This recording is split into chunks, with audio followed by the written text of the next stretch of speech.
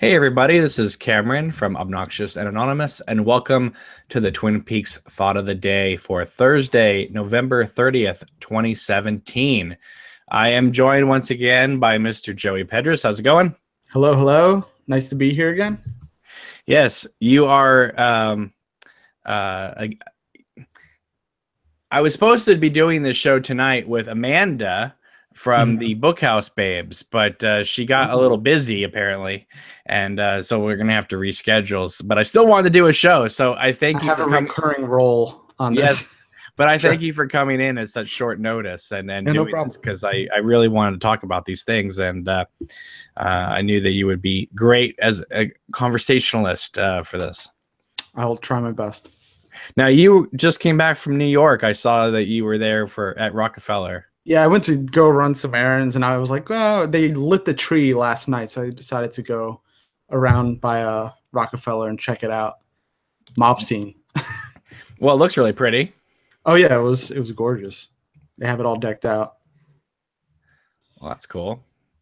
Let me just open up the chat here.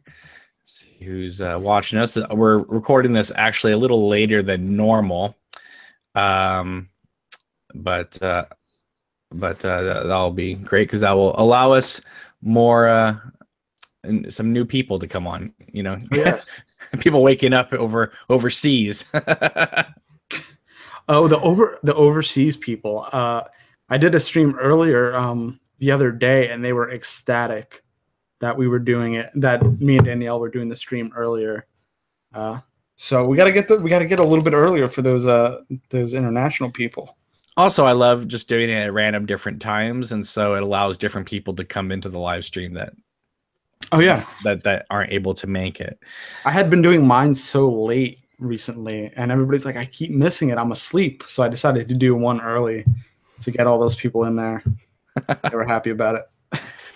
Okay. Well, let's talk about some things, and then we'll take some questions from the chat throughout. The Blu-ray for the now limited series Twin Peaks is now listed on Amazon for $47.99. Yes, it is. I posted about this yesterday, long before Welcome to Twin Peaks did, and that's not. I'm not trying to, brag there. I'm just saying that I had it. I've been watching this thing for a while, and I've been telling people, like, listen, this is not. You're not going to be paying an arm and a leg for this box set. It is going to drop around $46, $47 because that's what all Showtime Blu-ray sets go for on release day. Well, guess what? When I saw that it went down, I pre-ordered it. Yeah. Now, I was contacted by somebody who said, "Hey, I bought it for X amount, and now it's at this. Will Amazon refund me?" Yes, they will. I love pre-ordering stuff on Amazon because whenever the price drops, I always get refunded whatever it was. Well, what they do, I think, is they'll, like, if you pre-order especially, they'll wait till it drops and give you the lowest price, even if you pre-ordered it at the higher price. I know some people, they just give them the refund if they charge them early. But from my experience, anytime I pre-ordered something, they usually just give me the lowest price at the time of release. Mm-hmm. So people could always do that. George in the chat is saying, I'm getting kind of annoyed with the site Welcome to Twin Peaks because they are leaking stuff from the special features. I don't want to know everything on it before I watch it. Sheesh. Well, you can blame them, but you can also blame Showtime because they're working with Showtime. So Showtime is giving them access to that material early for them to write up those articles. So you can get annoyed with everybody. I've been seeing the articles, but I haven't read a single one. You know what, though? And honestly, I think if you are a real Twin Peaks fan, you won't. I mean, no offense. I'm not telling you not to give them traffic. I'm just saying, if you're a real Twin Peaks fan, you're going to own this thing in 5-6 days anyway. Just wait, I mean, why do you need to know every single little thing that David Lynch says prior to you watching it? Watching him say, I mean, it's 5 days away now, people. Come on. Yeah, although I won't get it probably for like 10 days the way Amazon does things. But No, but you know, Final I've been Gospel. saying for a while though, this thing's going to drop. Don't worry, guys, it's going to drop to 46, 47 bucks, and here we are. I knew it was going to happen, and so I just kind of said, "Hey guys, like I told you, here it is." I took your advice. Yeah. So, but I bought it right at the start. I don't know what it was when I purchased it. It was like 65 or maybe $5 or I bought it at that price because I knew it was going to drop. So, you know. Anyway, that's good news. That's good news. It's not going to go any lower. Not for a while. Well, I don't know for a while, but it's not going to go any lower before release. Well, yeah. Maybe another $1 or so, but it's not going to go that much lower. And it's going to be jacked up, you know, probably after Christmas. So this is the time to just lock in your price now. Yeah, I figured I'd just go for it. Why not? And if you pre-order it now and they raise it back up to $65, don't worry, you're not charged. You get the lowest price. Yeah. You do get the lowest price it was before it ships. So that's good news. Okay, the next thing is David Lynch's memoir is dropping next June, I believe. Yeah. It's called Room to Dream. And what's really cool about it is it's 512 pages. That's a lot of detail for a Harry Potter book. It's a lot of detail for a man that, you know, doesn't like to share things. Although what's interesting is out of those 512 pages, 216 of those are color pics and 30 of those are black and white stills. See, I didn't know that. I didn't know that was included. So at least half the book is going to be pictures. You know, yeah. Appropriate for a David Lynch book, I guess. The hardcover price right now is $20.69, which is it's not bad. No, that's good. For a hardcover, 512 pages.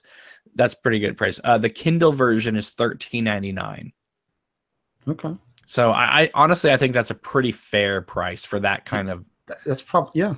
For a hardcover. I was expecting a lot more, to be honest. I was expecting maybe 26, 30. Yeah, 2069. That's, you know, it's pretty good. I'm into it. Definitely. So definitely pre-order that. I already locked in that as well because the other day they had a coupon code for it. Oh, so I got it for I think $18 or something like that. But in order to get the free shipping, since I don't do Prime, I had to buy something else. But that's all right. That's all right. Reggie says the Amazon workers are the ones thumbing your videos down. Well, good thing there's only 6 of them that watch this show then, because that's usually the 6 people that are always thumbing these prices down. I mean, if it was anybody, it'd be me. I order from Amazon daily.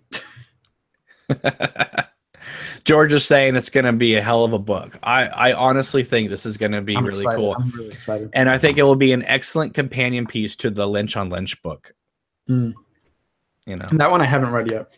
It's really good. I think they've done an updated one because the one I have stops at Lost Highway. Okay. And I think there is an updated one. I'm not sure, but I think there is. But yeah, that would be a good, you know, if you needed to buy a couple things, I'd buy Lynch on Lynch, the revised version, and then it's in my Amazon wish list. Oh yeah, well, get it for Christmas then. So yeah, so that's super cool. And all right, next topic is there is a website called Decider.com, and they posted a article saying Twin Peaks: The Return, it works better as a movie than a TV show, like watching all 18 episodes in a row. And this writer prided himself on just binging pretty much, you know, most of it in 1 or 2 sittings. And he was saying, wow, it works so much better than watching it week to week. And I understand what he's saying, but I couldn't help but laugh, because if you tell any form of, you know, long form storytelling correctly, it will always play better as a cohesive whole than as a standalone, you know, week by week thing. If you watch season 1 or season 2 of Twin Peaks, right? Like season 1, if you watch the whole Laura Palmer mystery, right? The pilot and 16 episodes, you watch those 17 episodes in a row. That works well as a standalone movie. I agree. I mean, so I think I don't know how I feel about these like new, like up and coming, writers thinking they're all cool, like they've discovered something new. And it's like, have you ever not sat through a season of Lost? I mean, I mean, when you watch 4 or 5 episodes of that in a row, it feels like one big movie. I just got PTSD. Lost PTSD. Yeah, you know what? I just zone out for a second and just remember. We'll just lock ourselves in the hatch until season 4 comes out. Oh, Which, by the way, I'm sure you guys have seen my previous video, but I just want to reiterate, I am now convinced more than ever, and I was 100% before, but now I'm 125% sure that it is coming back. I know it. Showtime itself didn't retweet. They tweeted out David Lynch's Never Say Never article. Right? I mean, people are when I did that season 4 wish list video with Danielle, people were angry. Like, it's not coming back. Stop saying that. Stop putting our hopes up. I'm telling you right now, because several of the locations, right, are still locations, not people. Locations are still being held under Showtime. For permission to shoot there. A limited TV series that is over is still being held by Showtime to be able to film on the premises when they want. A limited TV series, a limited event series, my butt. That's all I'm gonna say. No, I don't buy it. It's coming back. It just is. I don't know what form. I don't know how long, but if you think this was the last time you've ever seen Twin Peaks officially in your lifetime, you're on crack. They're letting everybody breathe. It's not I know we were saying that they're probably going to announce something soon, but they're letting things settle, and then they have to build it back up again. They're it's a symphony. Twin Peaks, the symphony of excitement. I feel like that's what they're doing. It's like, okay, we'll have these little mumbles in the Twin Peaks community. We're talking about it, but overall, the overall picture, it's kind of quelling. It's kind of quiet. I think it's just more effective if they just like come in again with like trumpet blast. I don't know. Yeah, I mean, again, they may come out and say, hey, it's not coming back until such and such a time, but if you think for 1 second that this thing is over, you're insane, because when a film crew comes in for a location, they use the location and they leave. They don't hold the location indefinitely for them to maybe do reshoots like 3 years from now. So they're reshooting The Return with all the effects of the Laura being saved. They're just gonna reshow The Return, keep things they want, and change the rest with the reshoots. As long as Laura Palmer is 10 feet tall in this entire series, I'm all for it. Because the way she looked outside Gordon's door was insane. It was like they took that shot from Fire Walk with Me and then blew it up way too big. And then what's really bizarre is that from Gordon's point of view, Laura disappears, and then when it cuts to Albert's point of view looking at Gordon, the Laura is still there, and then she disappears again. So it's like, I don't know. Something a little wonky went on in that editing studio. Well, you heard the tales, right? That Dwayne Dunham, the editor of Blue Velvet, Wild at Heart, and the pilot of Twin Peaks, organized the whole thing together, got it all together. Okay. And then him and his team left, and David Lynch went in there and edited the thing himself. So that explains quite a bit. And I'm not complaining. I'm just saying that explains quite a bit. I want to see BTS of David Lynch, like using Avid or Final Cut or Premiere, whatever they use, just like in the room, just looking at the computer, cutting pieces together, and that's what I want to see on the Blu-ray. How the hell do you use this damn thing? Oh, he knows how to use it, Oh But no, I guarantee you there was a moment where he put a scene in the wrong order and was just like, nah, screw it. I love it. It's great. It's beautiful. Leave it the way it is. Don't touch it, Sabrina. Don't touch it. But David, they're fighting over the mouse. That's what I want to see. Yeah. Anyway, it's an interesting article. You know, the guy makes some good points about it. But at the same time, though, I think if you watch any TV show, you know, that is a continuing narrative, I think you could say that anything like that works as a great like standalone film. I mean, Buffy season 2, I think, is a great standalone film. Things like that. So Yeah. anyway, I just thought that was kind of interesting. Okay. Umbrella Entertainment is a Blu-ray company, and they are putting out a brand new Blu-ray of Silver Bullet, the Stephen King werewolf movie that co-starred Everett McGill. And Everett McGill they have a new full interview with him on this Blu-ray set. So if you want to see a new interview with Everett McGill about, yeah, I guess they called the right telephone as well. Yeah. Anyway, so go over to Umbrella Entertainment and lock in your order for that. Cool. It's Region 0, so it doesn't matter where you live in the world. Sweet. You can access it. Okay, next story. So the Twin Peaks Festival out of Washington, they tweeted out, was it yesterday? I think it was yesterday. Happy birthday, Tom Sizemore. And I was honestly a little taken aback by it because obviously of the recent allegations coming out. So I replied back saying, I really loved him in season 3. However, with the recent allegations that have come out, it's a little hard to be celebratory about him at this moment. Yeah, I agree. So then a woman responded back to me saying that, like, you know, well, this doesn't add up and this doesn't add up and this doesn't add up. So who knows, you know, what really happened. And I was, you know, I was like, oh, okay, whatever.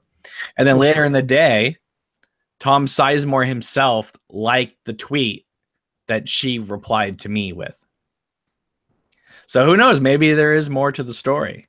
But needless to say, that was a surprising thing that Sizemore himself is going around liking tweets that say he's innocent. Interesting. I mean, I don't know. Yikes. All right. So the next story is one that just blew up on Sunday, especially on the Twin Peaks Worldwide Facebook page. And that is, I started seeing this article going around about, that was from the New York Times, called Voice of Hate in America's Heartland. And it's about, like, you know, a Nazi in contemporary America. And I saw Patton Oswalt had, like, tweeted the New York Times about this, like, oh my God, you know, what are you talking about? Oh, I think I know it. So I click on this article expecting just to read whatever. And the journalist writing it says, oh, by the way, this person is a big Twin Peaks fan.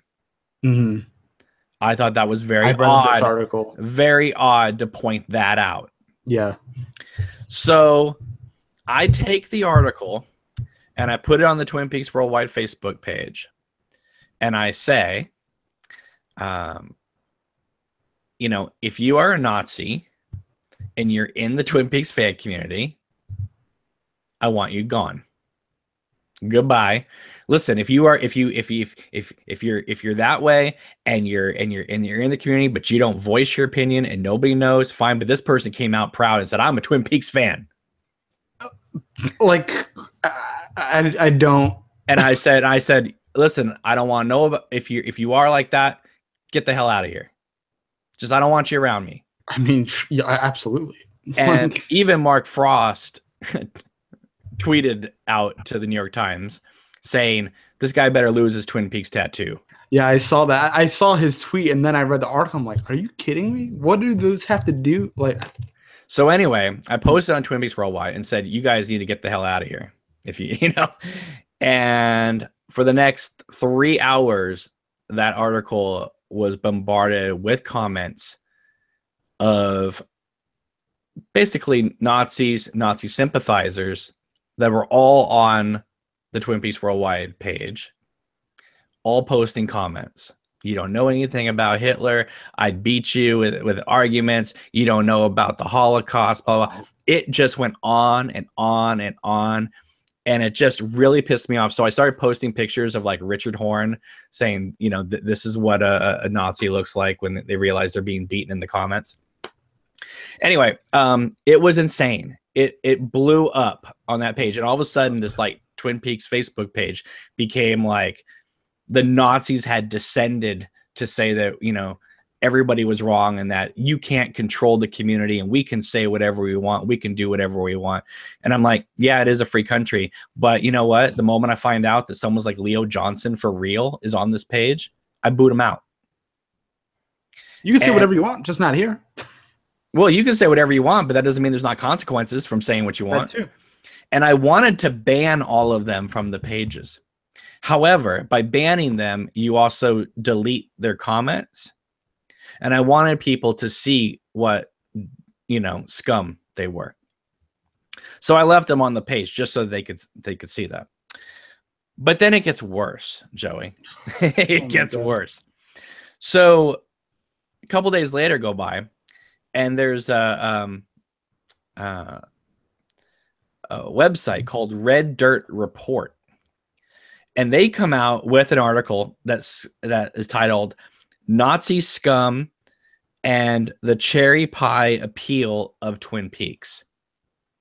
And the first part of the article is interesting. It's like saying, like, you know, this guy's a Nazi and blah, blah, blah, blah. And, you know, he likes Twin Peaks and, you know, whatever. And like, you know, we don't want these people in the community, blah, blah, blah. Like similar.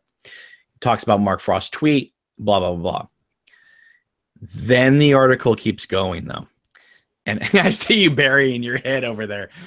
But then it continues on by saying that the fact that David Lynch did not cast this show as diverse as it could have been, right? Even though they were African Americans, he made them prostitutes. He did this and that. He took an Asian woman and made her a white person. That because of the lack of diversity that David Lynch showed in the casting of the show has paved the way as to why Nazis have now claimed Twin Peaks as their own propaganda. Like, wow. I mean, I feel like there's a very, very deep misinterpretation of what, especially in The Return, what is going on in Twin Peaks, which is it's a very sick town. It's, mostly white. There's a lot of crime. There's a lot of, drug trafficking, sex trafficking, all being I just watched Get Out last night. And so I'm like in a very like sort of, breaking things down on a sort of societal level. And there's just like all these horrific things being done by white people in Twin Peaks. Am I wrong? Am I crazy? Like, I feel like it's not like painting. There are positives in Twin Peaks, but there's a lot of negativity in Twin Peaks. There's a lot of negative, kind of evil white people in Twin Peaks. And I feel like if you had a lot of those, I mean, we have Jade, of course, sure, she was a prostitute, but she was like a wonderful person. She was like, she helped Dougie. He was like kind of brain dead. she seemed to have some kind of rapport with, Tulpa Dougie. And when, I felt like Jade was like a true good spirit. I didn't Listen, the accusations against David Lynch go back decades.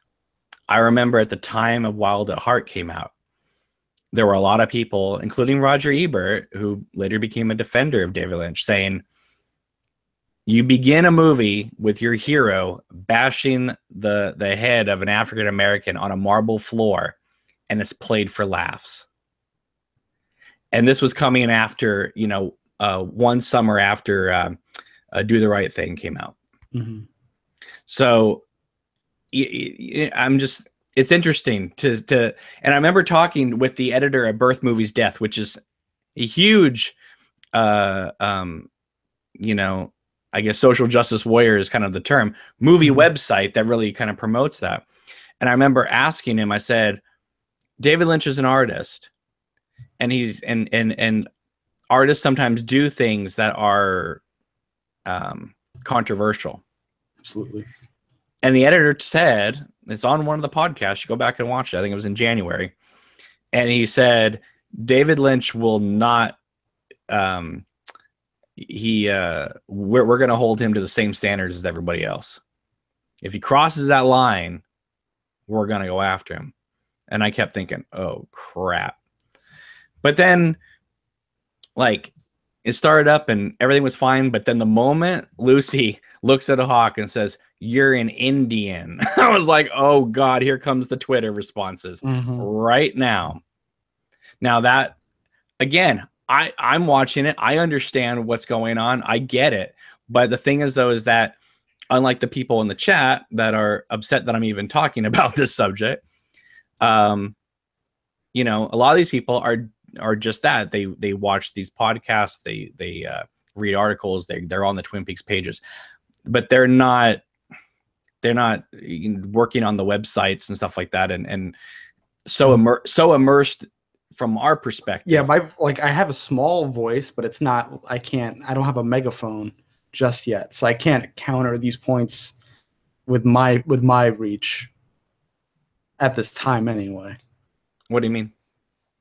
I mean, I have a small voice. These people have, their platform is much bigger, so they're a lot louder than I am. Right, and I think it's important to address this kind of stuff so that they don't just get to propel the narrative any which way they want. I mean, when I watch Twin Peaks, I see there's a lot of terrible people. Some of them they're terrible people with some redeeming qualities, and then there's just straight terrible people, and pretty much all of them are white people. So that's how I saw it. That's how I've seen it since I first started watching it. But I guess people just don't see that. They see it as a glorification of that kind of thing. Like Leo Johnson is like this badass evil kind of thing, which I could see it from that perspective. But when you see it as like a human being with sort of compassion and empathy, you see that it's all these just terrible people. I honestly, it's like I try to see where people are coming from, but some people are so in their pushing agenda type of thing that they can't just relax and just watch something. And I don't know. I just feel like maybe sometimes like there's a good point made here or there. Sure. But then it's swamped with a million other bad points. And then to suggest that the fact is that David Lynch is basing a show in an area that has a predominantly like white cast is somehow paving the way for Nazis and white supremacists to feel engaged in a show. I don't know. I find that so absurd. Like, are you like the articles are trying to tell me that Twin Peaks is a safe space for Nazis? I don't know what about Twin Peaks it's just misinterpretation that would maybe pave a way for that. Just obnoxious, blatant misinterpretation of the subject. I mean, people are saying that David Lynch also glorifies violence against women. I think he puts a spotlight on it. I mean, he uses it in his films, but you could take this as like sort of it's the way he does it, I think, is just very different from the way it's done in other movies. I think what murks up the waters a little bit is, do you remember that documentary Loose Change about the conspiracy about 9/11? I don't think I ever saw that. Well, it's like saying that the government was involved in pulling down the World Trade Center. Yeah. And David Lynch is in that documentary saying that he believes that. So he's a 9/11 conspiracist, which is why there were some people thought that he was bringing that into Twin Peaks a little bit with some of the imagery, especially in Dougie's work. There was like, I can't remember what it was off the top of my head, but there were certain things that people were saying, oh, that's Lynch bringing that back up. And I was like, oh God, I hope not. I hadn't heard about this. Yeah. And that wasn't just crazy people. I mean, there was, there were definitely little things in there that you thought, oh, maybe, please don't go there, Lynch, please don't go there. But yeah, so I think that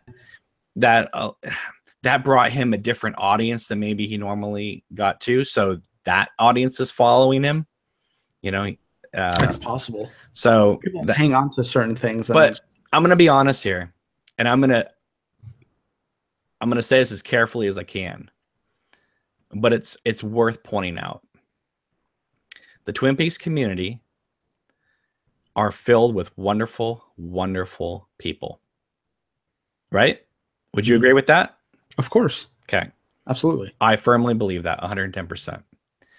However, the Twin Peaks community and the David Lynch community, and you know where I'm going with this, Joey. Oh, yeah, I do. are also filled with some of the biggest nutcases you will ever meet in your entire life. Agree or disagree? Absolutely agree. I've spoken about it before. I have no reservation about that. And why do you think that is? Because Lynch taps into the real, the surreal, and the subconscious. Mm-hmm. You are going to bring out the intellectuals, and you're going to bring out the people who are just leaving mental institutions. And that crossbreed creates the Twin Peaks David Lynch community. And I guess it kind of opens up a void, if you will, for other things to trickle in, I guess. Nazis. Jacob in the chat is saying, dude, every fandom has its douches. 100%. Very true. I mean, look at the Marvel and DC thing going on. I mean, yeah. Well, but regardless of that, we're talking about the David Lynch community, and the David Lynch community, I will say, has a bigger plus and minus factor than even the Marvel and DC properties, because you're dealing with extremes. The Marvel and DC films are like this. David Lynch goes from this extreme to that extreme. The comic book movies do not go to those extremes. Yeah. So, and the comic book movies don't tap into the subconscious like David Lynch's work does.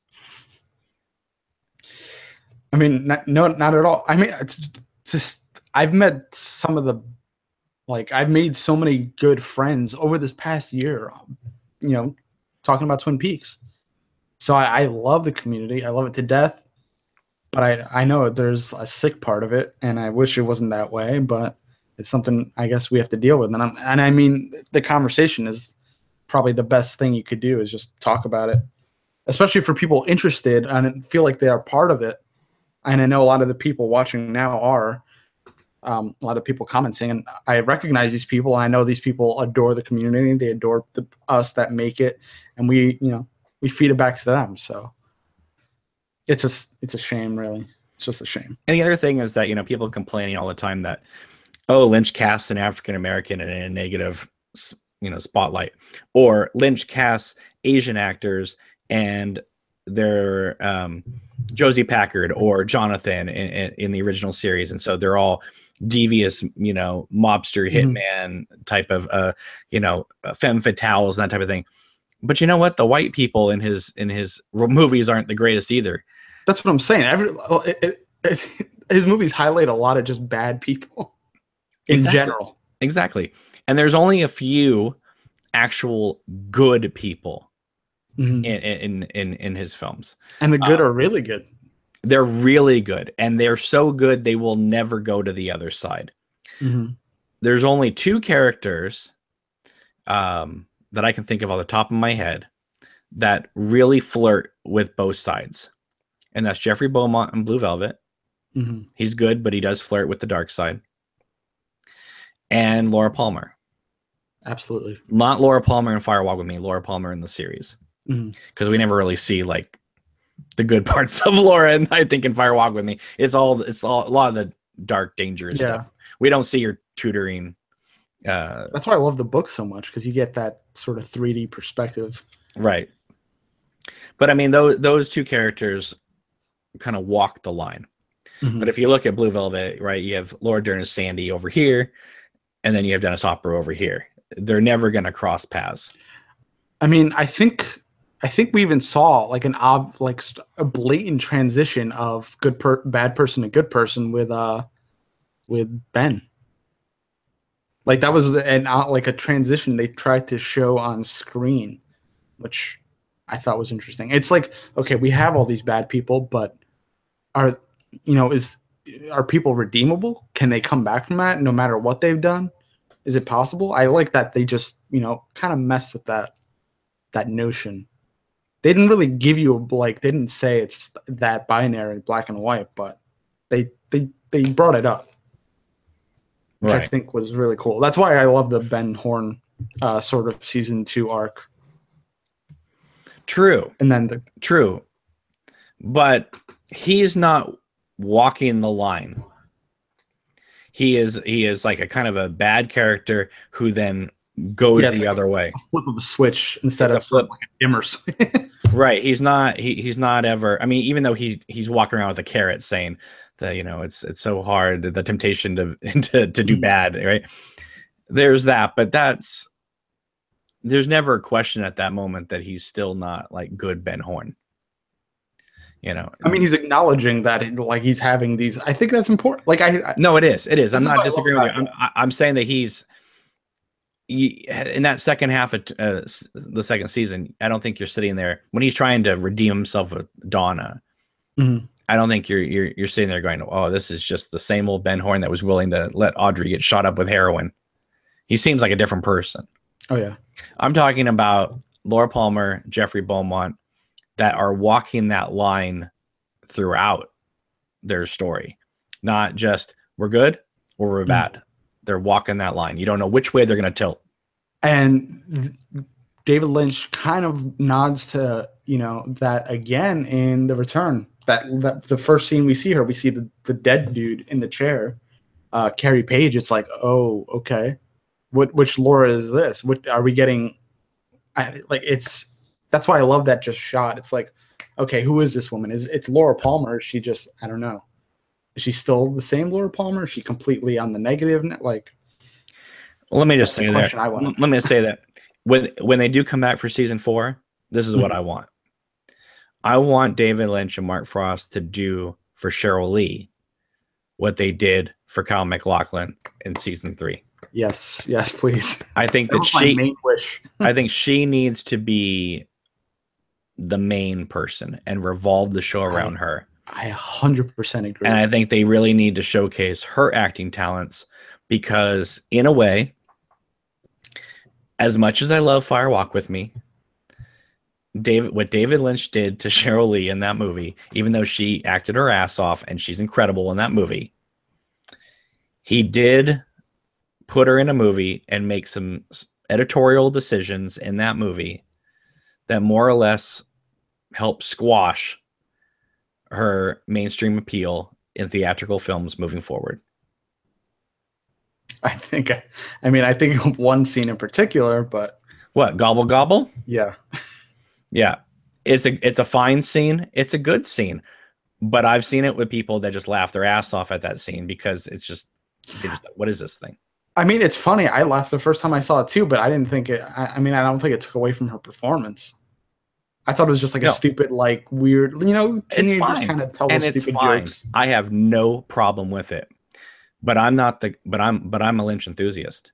I'm not your common, theater goer. But when you stick a fat close up on a young girl crying, half naked in a boiler room of a high school saying gobble, gobble, gobble, yeah, it's not going to do wonders for your career. Probably not. That's like if Lynch wasn't as good of a director as he is, that had Showgirls written all over it. That kind of. Yeah. So anyway, I think That Lynch. kinda can't, I think, and then Lynch didn't work with her again until season 3. So I think he owes it to her in many ways to really showcase what she can do, because her being stuck in direct-to-DVD sex thrillers throughout the 90s is not where her career needed to go. I'm sure she's happy with some of those choices. Some of those movies are actually really good, but she deserved better, and I think he owes it to her. Do you think that's what he said? Do you think it's intentionally setting up a Carrie Page, Laura Palmer arc? He brought her back. He brought her back for a reason. Right. 402 in the chat says, I don't think Gobble Gobble ruined her career. She was in Backbeat after that. She shot Backbeat before Fire Walk With Me came out. Cynic Kill says, people just laugh at everything these days. No, this was laughter in 1992. So, I mean, I remember being in the theater and people just howled through Fire Walk With Me. They thought it was the most atrocious thing they'd ever seen. I mean, there are like there's over dramatized scenes that kind of come off funny. I'll admit to that. Yeah, but Lynch has always done that. I know. I thought that's one of the things I love about him. There's just like over dramatic. And like a lot of his kind of scenes, moments. you never know whether you're supposed to scream or whether you're supposed to laugh. Like the opening scene of Wild at Heart. I agree. You know, I mean, it was a deliberate thing on his part to cast Bob Ray Lemon as an African American who tries to attack Sailor Ripley. You know, it was a conscious choice. You knew what he was doing, and the fact that it takes place in the South, so he's got that whole thing going on, right? I really do think it was because Wild at Heart is sort of a Southern Gothic tale, even though it's a road movie or a road novel. But I think that it's a deliberate thing to kind of inject some social commentary.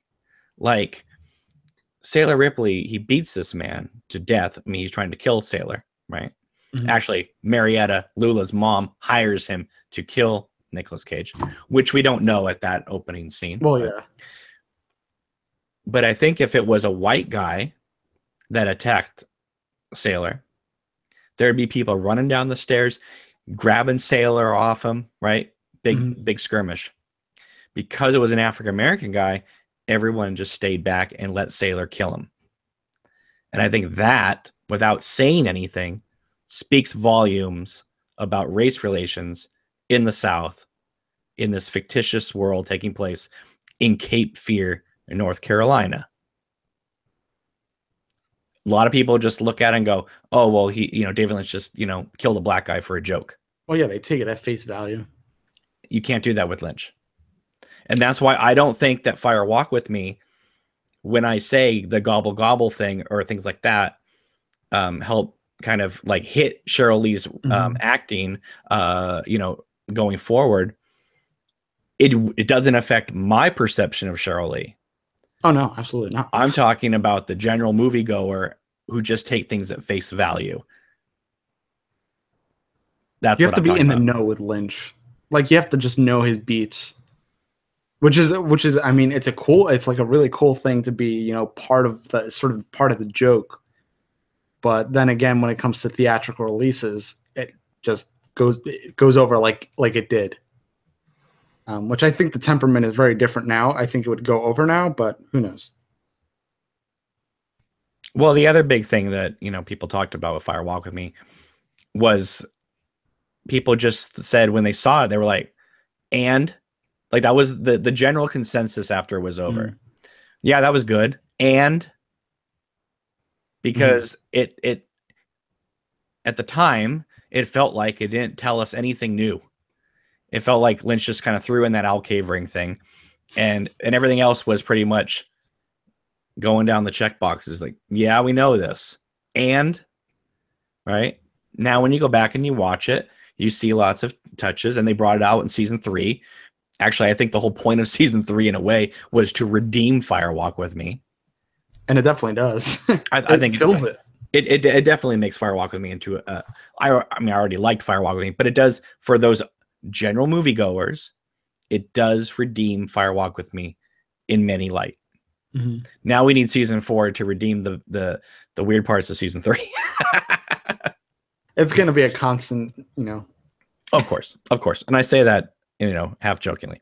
Yeah. But yeah, you know, so that's kind of like where we are. But yeah, I don't believe for a second that Twin Peaks creates a safe space for white supremacists and Nazis. That is a very it's a very interesting and perverse viewpoint to have.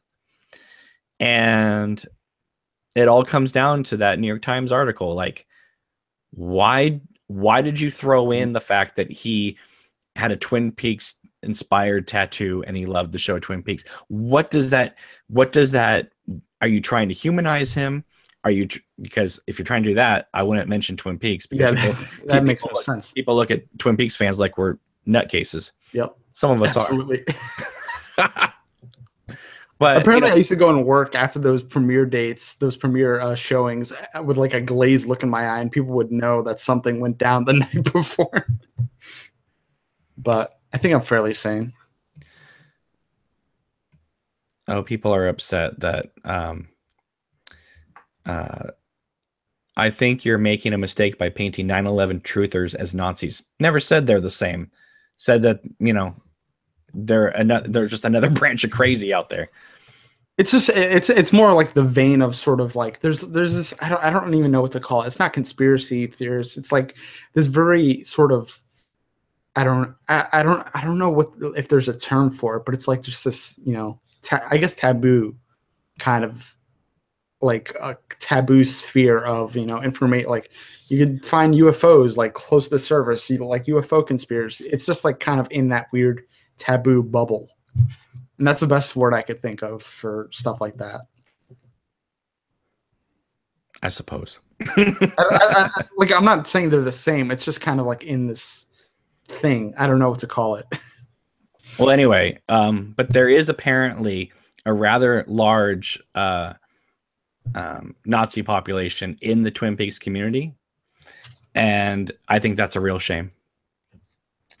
I mean, I think it's just a very gross misinterpretation of the subject, but that's just me.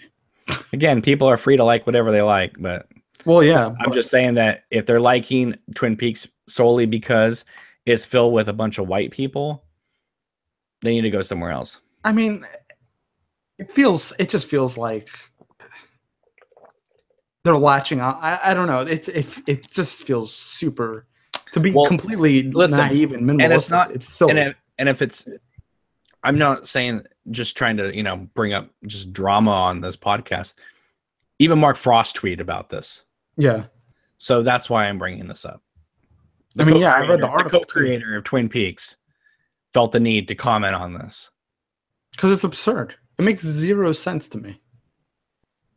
If anything, it should shed a light on the way you're thinking, and maybe you want to go the other way, but. They're obviously seeing a different show than I am. I don't know. It's ridiculous. We're watching different shows. You know what, though? I'm telling you guys, we're the only Twin Peaks video podcast that will be addressing these issues. I mean, I'm not afraid to address these things, but I feel I just don't want people to, you know, feel like we're demonizing anybody. Oh, I'm demonizing Nazis. Oh no, I don't. I want them to understand like the why. It doesn't make sense to me. Well, it doesn't make sense to me why the New York Times journalist that makes even less sense. I don't get that. Threw in that little tidbit for what purpose? I don't. And this article definitely has some, you know, has probably millions of eyeballs on it. Well, the good news is that the Nazi who decided to promote himself through this New York Times article is shocked and surprised that he lost his job. He's shocked. Like, I thought this was a free country. Yeah, it is a free country, but there's no freedom from consequences. Yeah, exactly. You know, but you know, hopefully he saved enough money so that his Amazon pre-order of season 3 will still come in. Otherwise, I don't think he'll be affording it anytime soon with his Yeah, no. move. He says he's taking his wife and he's moving somewhere else to feel more safe. So, Oh, please. Jesus. Anyway, all right, let's move on here. My fan film, Queen of Hearts, is the campaign is still going. Today marks a week that it's been live. It is currently at $6,020. So I'm a quarter of the way there, which is I think that's pretty good for a niche project. For a niche show with a very niche audience. So that's really great. Again, though, this is an all or nothing campaign. So if it doesn't reach the goal, you don't get charged. So and but so everyone who's been putting in a few bucks, it's been amazing. Thank you. But keep it going because we're only a quarter of the way there. Yeah, guys, if you haven't, again, we said this before, but if you can't donate, just share it out at least at the very minimum. Cameron has talked to me about this. I really love the idea. I love the premise. I want to see some of the stuff that he told me. You guys want to see this, I promise. I'm not just trying to be pitchy salesman at you. I'm like, as a fan, I want to see it. So if you can't contribute, dollars and cents, do it with some retweets or some Facebook shares or like Tumblr or reblogs, whatever you're using. Just that helps too. Mark in the chat says, will there be nudity in this fan film, Cameron? Well, probably not, considering that I'm going to have to release it free on the internet, and I don't want to release it free on, xxxvideos.com. I mean, you might get a lot of hits. No, I don't think you're going to get that, Mark. Unless you're volunteering your services to come in and shoot something. I'm not planning on it. Not this Twin Peaks film. Anyway. Oh boy. Call it Red Drapes. Well, okay. So there was a writer named Summer. She writes for a website I've never heard of, but it's called 1039rxp.com. And she actually wrote an article telling her followers that they should support this. So I want to. Oh, that's awesome. So I want to thank her for that. Also, they're really funny today. Emma, aka the Vlog Lady, put up a video today in which she wrote some fan fiction about Annie herself and read it out. But before that, she gave a shout out to myself and the channel and the campaign. I have to watch that. And it's absolutely hilarious because at one point she is talking about Hal, who of course you guys all know from this podcast.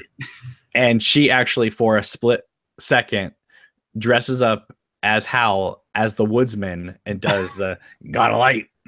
I really have to watch it now. It's hilarious. But yeah, she's kind of talking up the fact that, for a certain amount donated, she will be doing a live video with that person who donates that much. And you're doing one as well. If anyone donates to that perk as well, I think that's kind of a cool thing. Because I know so many people want to come on these podcasts with us and stuff. So let's get the project going, and you guys can come on. Yeah. You guys want to talk to this guy for like an hour? Donate. They want to talk to you. They want to talk to Danielle. Danielle's she's a stretch goal. Yeah. They just want to be able to say anything and just have her giggle because I think she laughs after everything you say on one of those podcasts. I know. Well, I get super goofy with Danielle, but it's fun. So, is there any news that you know of that you would like to discuss? Nothing I've seen. I think we touched on that article. That was pretty much the biggest thing I think this week that I've seen. But no, I don't really have any Twin Peaks stuff right now. I'm excited for that memoir though. I'm really excited for that. Well, you got to wait a while. You got like 7 months. But Guys, I've done my waiting. throw out some questions in the chat before we go, and we'll take some questions. Yes, questions. but, I love the questions. Yeah, but next Tuesday the Blu-ray set comes out. If you do pick it up at Target or Best Buy, they will price match Amazon, just so you know. Huh? So you may not have to wait if you don't want to wait for the Amazon Hopefully, I to get be mine delivered. day of or the next day. That probably won't happen. I have Prime though. I don't know if they prioritize. Yeah, but even Prime is taking a sweet little time. Oh, geez, that makes me nervous. It's going to be the final dossier all over again. I know it, but maybe I'll get it for my birthday. Yeah, maybe. When's your birthday, Cam? The 19th of December. Gotcha. So, guys, remember that we have to get Cameron a cake. No, you don't want cake. How is it going to be delivered? I don't know. Amazon delivery, of course. You'll get it. You'll get it on Christmas. Yeah, that sounds wonderful. Okay. Oh yeah, and also Showtime, as they're sending out their screeners out for the Golden Globes. Yes, that's right. That's the other thing that happened today with the little Laura. The Laura face. That's pretty cool. Let me ask you your gut opinion at this point. Is it going to be nominated for a lot of things, or do you think it's going to be shut out?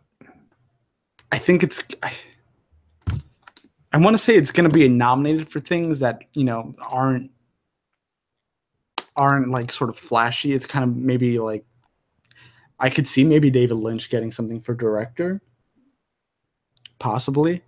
I could see Kyle MacLachlan getting something, possibly. Kyle MacLachlan's a shoo-in, but I think it's going to win a lot of sort of production. You think it's going to win? Well, I think it'll midway through season 3. I was convinced that like this is going to take a lot of top things. Kyle MacLachlan for sure as an actor. I still think he's a shoo-in for that. I really hope so. But it all depends on what again they only send out 1 or 2 episodes usually to base it on. I'm curious, what episode are they sending out? Because if they send out episode 8, they can't judge Kyle's performance in that. Yeah, no, I hope not. That'd be a silly move. However, okay, let me throw that question out to the chat. Which episode would you send out for Kyle's performance? Question. Which episode would you send out to highlight Kyle's performance? Okay, but given what we've now seen of the entire series, I don't know, and I hope everything I'm saying I'm wrong about, because I love the show. But I think 17 and 18 did not stick the landing well for a lot of people. Now I'm not talking about that last scene. I'm just talking about the twists and turns it took in 17 and 18. I wonder if that throws people enough to be like, yeah, Twin Peaks came back. It was an achievement to do sort of this big thing, but it'll give it like a special mention. I don't know. I think it was a thing, though. I don't know. It was a thing, but I don't know if like people look back on it. Like it's either going to be something for the voters. I'm not talking about us. Yeah. The voters. They're either going to look back on it and be like, ugh, or it's gonna grow, right? And while I'm super happy to have this Blu-ray set before Christmas, I'm almost thinking if they kept the Blu-ray set maybe another 3 or 4 months down the line, that would make the show grow better in viewers' in voters' minds, and make them go, "Oh yeah, that was something, wasn't it?" But I think it's almost too close now to just drop it. I don't know. I'm curious. I mean, I'm not talking about us. I'm not talking about the Twin Peaks fans here. I'm talking about voters. Yeah, that's the thing that terrifies me, because we just had that conversation about Lynch people being like feeling it, and then people just sort of taking things for face value, which it puts it in a weird place as a David Lynch thing. So I think, will it be nominated for Best Limited Series? Of course it will. Oh yeah, there's not that many out there. That's what I was gonna say. So, of course, it's going to be nominated for that. Will it win? Depends what it's up against. I think it'll win. You do? You still do? I think I feel like it's time for it. I don't know. That's me as a fan saying that, but I don't know. Take the fandom out of you. I need to know what else is there. Yeah, exactly. I need to know what else is nominated. I just don't think the show ended well enough for most regular viewers. Yeah, it concluded the Mr. C subplot, but everything else was just kind of left to interpretation, which is fine. I have no problem with that. But I'm talking about regular viewers, voters. You know what I mean?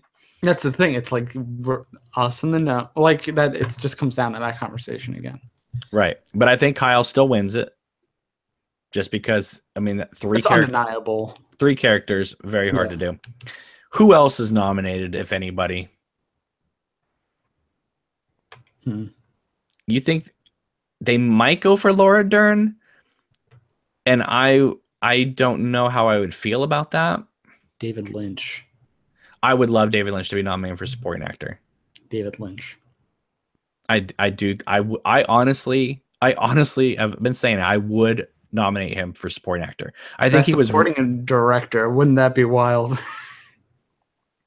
At times, I thought that his acting was better than the direction. Well, no, yeah, I was stunned with, I said this before, but that blue scene got me. Like, that's something I'm going to remember forever. Right, and at first I mean, I liked the scene. I remember the first night seeing that scene, going, I really love that scene. Yeah, I felt that scene. Why is it all in blue? I mean, it felt like they forgot to take the filter off. I understand they're talking about blue rose, but it just seems so obvious. Let's just film this day for night blue. They messed up the white balance and kept it at super cool. Exactly. But yeah, it stands out, doesn't it? Like, I mean, that's the most like saturated, like oversaturated scene. It's just blue. There are other scenes that are not blue, but that are colors. So I think it kind of balances it out a little bit. But it just kind of, when the first 4 hours, that just boom right there. It's like, now I kind of just want to see, like, I mean, we have the purple stuff, but yeah, I kind of want to pick out those like exaggerated color scenes and see, like, just sort of evaluate them. Right. 402 says Naomi Watts should be nominated. I can see that. Evan says Krista Bell. Haha. Reggie says, I'll remember the blue scene because of Tammy's walk. Okay. Voltaire says playing in New York City. Voltaire says there is nothing bad about the blue scene. I would say for the most part, you're absolutely right. I think that there's a couple things wrong with it. Just the way Tammy just goes, and walks. That's a little over dramatic there.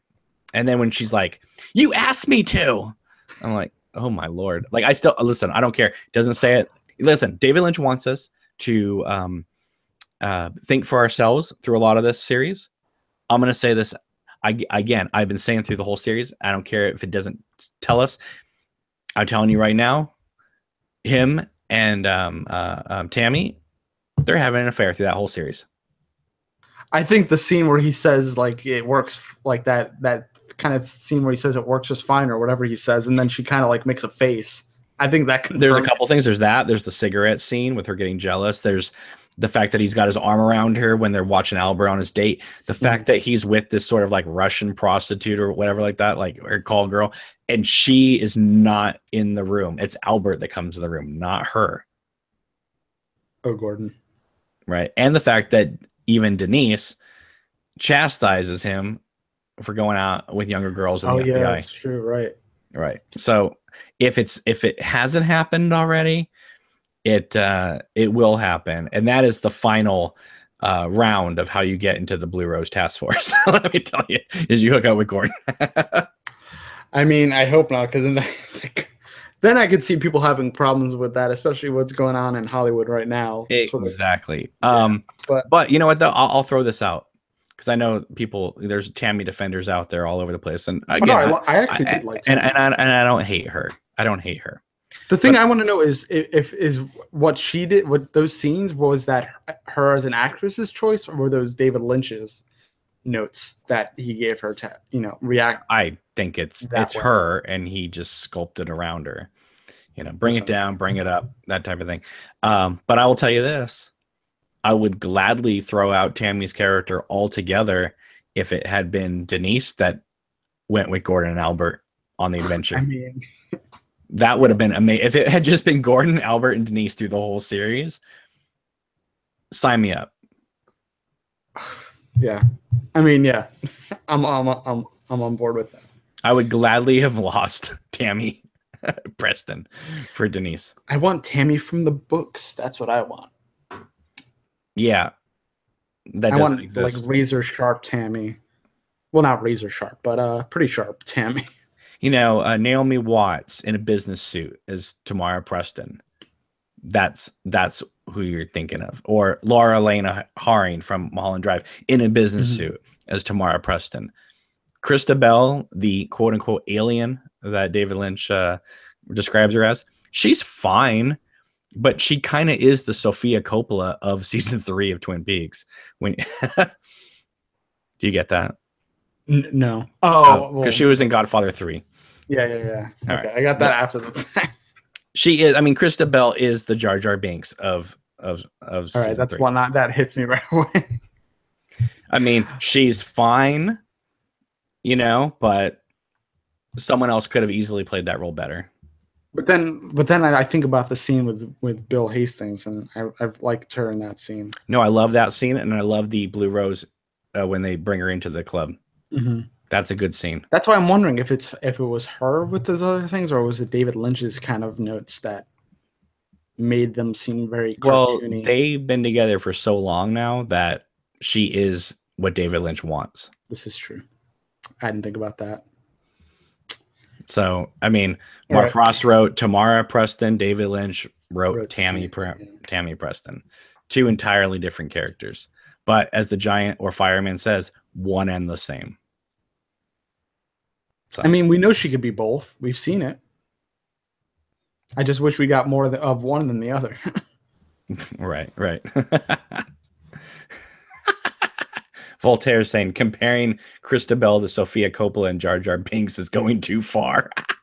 Well, yeah, maybe a little bit. We're just joking, though. We're just having fun, but I'm just saying she is the one person in a huge ensemble, but still a main character that Lynch gave to a non-actress.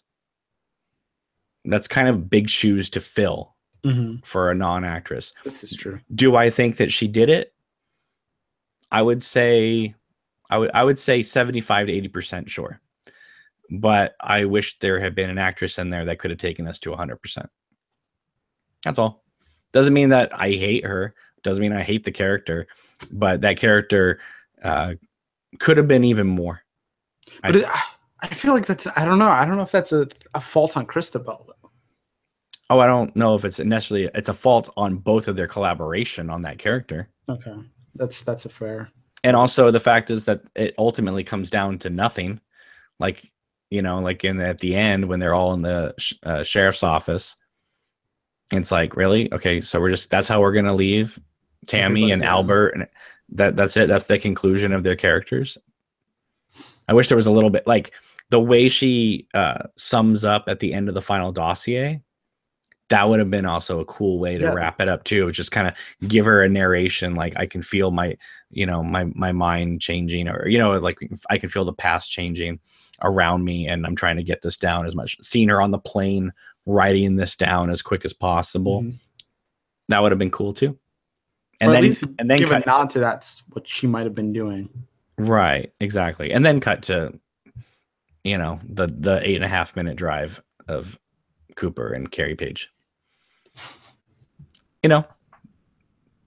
Just when you watch that scene, like kind of like alone in the dark, it feels it's such a different thing, though. I like it. No, I like that scene. I like that scene. What I'm curious about is, will that scene hold up over time? And I want to believe it will, but I'm not sure. And that's what I'm curious about, because the first time you see that scene, it's tense. Oh, well, yeah. And then you can appreciate the acting, and then you can appreciate, the camera placement, all that stuff. But Mhm. after the 30th, 40th time you watch that episode, you're going to be fast forwarding some of it. I mean, because nothing's happening. I I'm definitely curious. agree I'm with curious if that's what's going to happen. Like, for that. instance, like I don't care. Like the 40th time you're watching part one, are you going to fast forward a little bit of the Sam taking the chips out of the camera and walking around you know, the penthouse in New York City? Yeah, It's like things like that. It's not going anywhere. Are you going to fast forward the overweight woman walking the little dog? That I whole almost forgot section, about that. right?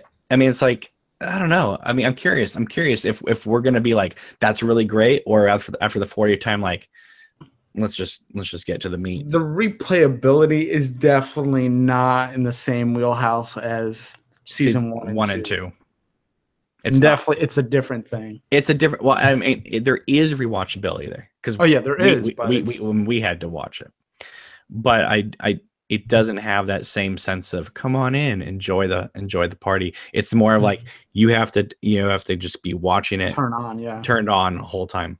Can't just chill back, because Twin Peaks, you can be first season and second season, you can be fully engaged, or you can just put it on as background, I and do it that. and it's just a great mood with the music, and Mhm. you know you, You you hear can those lines that click every now and yeah, then. you can choose how you want to experience it. Season 3, there's only one way to experience it, and that is Locked in. locked in. There's no way you can just put that on as mood. I mean, yeah, you can Maybe have it. You can have it on in the background, but it's it's just tense, like through the whole thing. I mean, yeah, it demands your attention. And that's It's not a not TV show. It's and not a that's TV show. and that's not, again, that's not a criticism. That's just Absolutely not. that's just a reality. Yeah. So No, I agree. Because I've tried to do that. I've tried to just leave it on, but then I find myself I leave it on and I try to do some chores, but then I find myself sitting and watching it because it warrants that. mm, So let's see here. George says, if you're going, where is it? If you're gonna watch it 40 times consecutively, you're gonna get burned out. I mean, I 100% agree with that. I used to, like I said before, I used to walk into work the day after those episodes aired with like a glazed look in my eye, and that was just from one viewing. So imagine 40.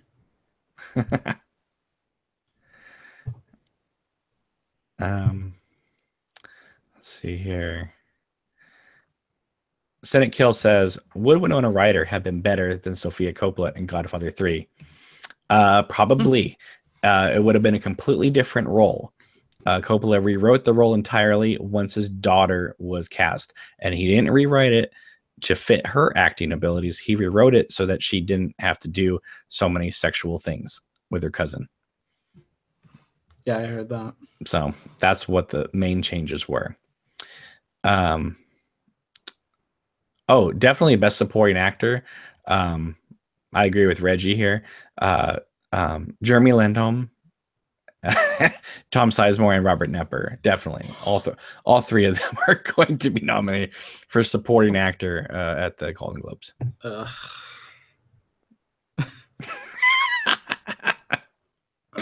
That's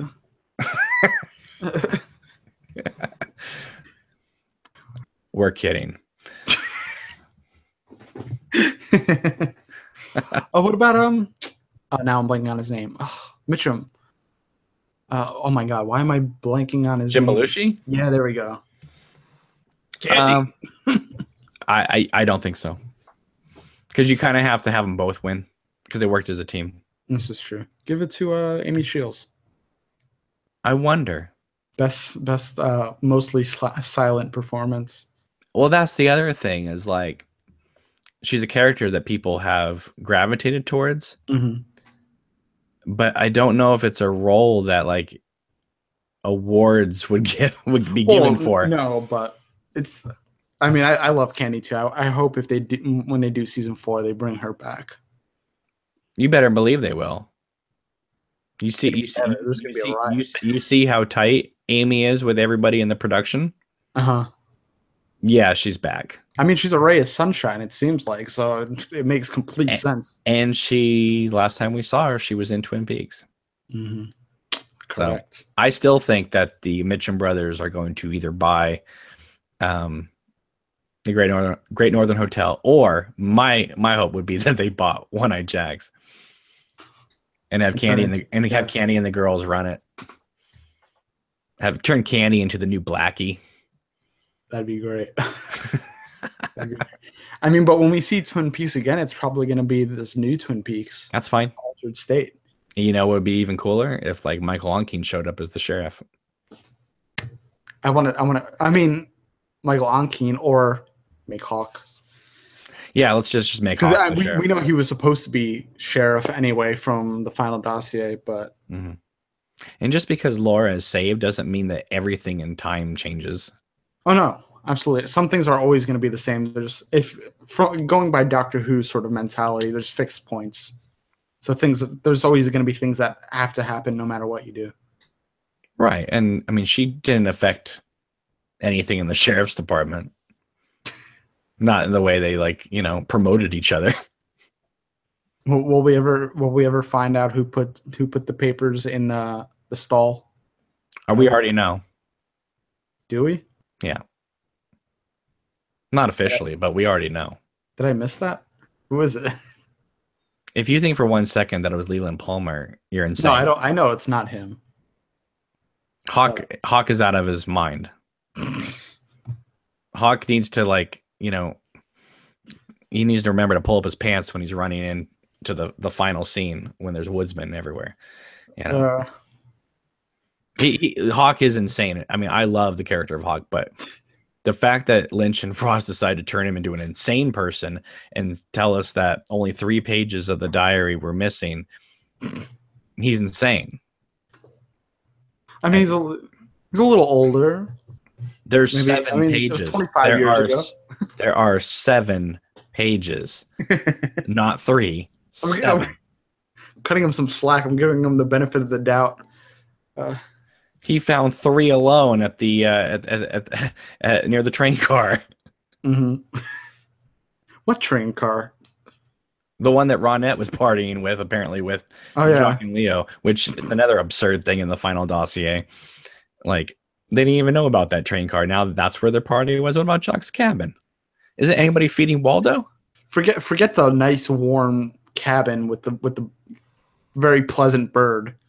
Let's go to the abandoned train car. Right. Lights Above says, I can see Candy working at the Great Northern Hotel. And George says, yes, Ben Horn would love Candy. Oh, and Evan comes in with the killer one. Candy should get a job at the perfume counter. Oh my God. I think Candy's she's a little too old for that. That is hilarious. Have Emery Battis still working there. Hey, come on into my office. I got a perfect job for you. I mean, to be fair, that character probably would still be working there. But you know who needs to be working there for season 4? That's right. Ian Buchanan as Dick Tremaine needs to still be working at Men's Fashion Wear. They need to. I miss, and have like little Nicky. Little Nicky. Little Nicky. Not Little Dicky. That's a rapper. Yeah, Little Nicky would be like sort of his co-manager, but he's like just a fumbling fool or something. I don't know. George says Emery's dead. Well, that's never stopped Lynch before. We live inside a dream, George. Voltaire says partying in a train car is the best thing ever. I'll take your word for it. I have to try it out sometime. I don't know. I would just be afraid of getting tetanus or something. God knows what else, especially around these parts.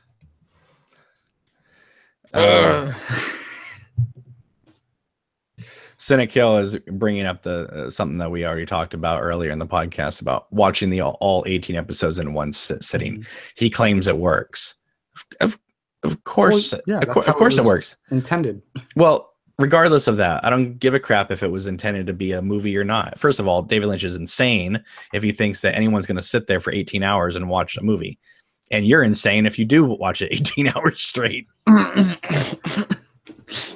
I'm going to say that flat out. You are insane if you're going to sit and watch this thing for 18 hours straight. I don't know if I could physically do that. Well, you can't.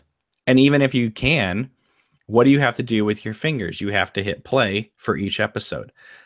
You can't physically just have 6 hours play straight because there's credits. Mm-hmm.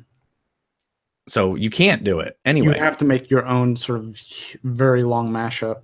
Right. And we all know that, on things like Final Cut, they only let you go up to like 4 hours. So you can't just make an 18-hour stream and then cut the credits and then play the whole thing. Mm-hmm. You could make it like a playlist kind of thing and have it autoplay, but it's not the same.